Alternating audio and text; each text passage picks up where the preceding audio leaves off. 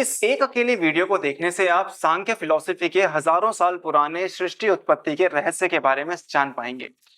जब इस सृष्टि पे कुछ भी नहीं था तो सबसे पहले थी ये ब्रह्मांडीय चेतना जिसे हम पुरुष के नाम से जानते हैं, और प्रकृति अर्थात मटेरियल वर्ल्ड।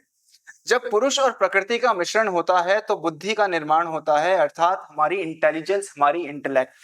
इसके कारण अहम भाव यानी कि मैंपन यानी कि अहंकार उत्पन्न होता है, जिसकी वजह से इस त्रिगुणात्मक जगत का निर्माण होता है। भगवत गीता में भी आपने पढ़ा होगा कि यह जगत जो है यह त्रिगुणात्मक है, सत्व रज और तम से परिपूर्ण है।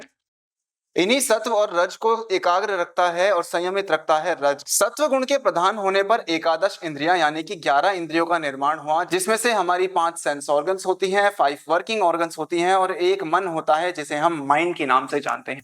दूसरी तरफ तम गुण के प्रधान होने से पंच तन्मात्राओं की उत्पत्ति हुई, अर्थात शब्द, स्पर्श, रूप, रस और गंध, जिनके लिए हमें 5 ज्ञानेंद्रियां प्रदान की गई, यानी कि शब्द को सुनने के लिए कान, स्पर्श को अनुभव करने के लिए स्किन, स्मेल को स्मेल करने के लिए नोज दी गई है, टेस्ट को टेस्ट करने के लिए टंग दी गई है।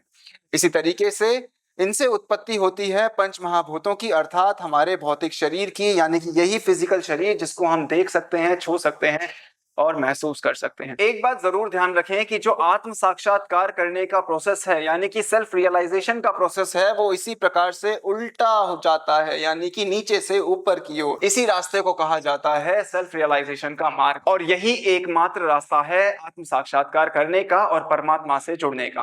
धन्यवाद।